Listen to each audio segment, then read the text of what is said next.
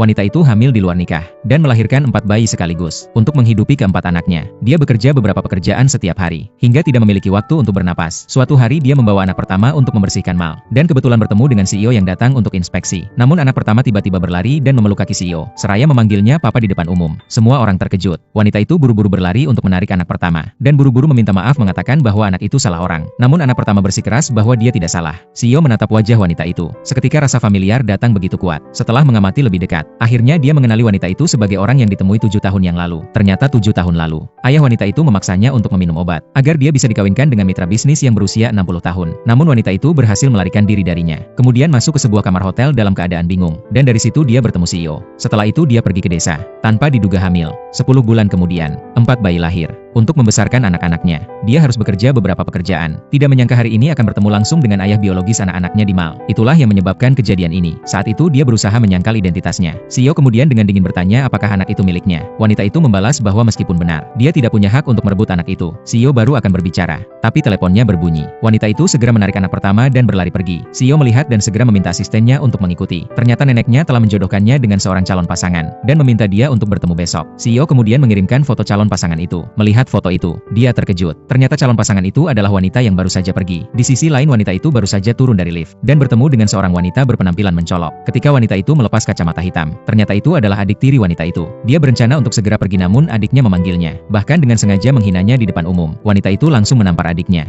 dan dengan dingin berkata bahwa urusannya tidak perlu dia campuri. Setelah melepaskan adiknya, dia pergi ke rumah sakit untuk bekerja sebagai perawat. Wanita tua yang melihatnya bekerja dengan rajin, langsung menyukainya dan bersemangat untuk mengenalkannya pada CEO. Mendengar itu, wanita itu hanya bisa setuju dengan enggan. Namun saat bertemu di restoran, ternyata cucu wanita tua itu adalah CEO. Belum sempat wanita itu menyadari, CEO langsung mengeluarkan tes DNA dan mengumumkan di depan umum bahwa anak pertama adalah anaknya, agar tidak melibatkan ketiga anak lainnya. Wanita itu dengan terpaksa mengakui bahwa anak pertama adalah anaknya dan memperingatkan bahwa dia hanya menyumbangkan gen dan tidak berhak membawa anak itu pergi. Namun CEO justru tersenyum sinis, mengatakan bahwa dulu wanita itu yang menggoda dirinya. Melihat wanita itu tidak bisa berdebat lebih lanjut, dia hanya bisa berlutut memohon agar CEO tidak merebut anaknya. Melihat penampilannya yang begitu menyedihkan, CEO diam sejenak sebelum menawarkan untuk membawanya ke rumah, untuk bekerja sebagai pembantu. Dan keesokan harinya wanita itu pergi bekerja. Namun karena terlalu memikirkan anak pertama, dia tidak sengaja menumpahkan gelas pelanggan. Melihat itu, pelanggan langsung memanggil manajer untuk bertanya. Manajer pun menggunakan kesempatan itu untuk menghukum dan memotong gajinya. Saat wanita itu menunduk dengan putus asa, CEO muncul.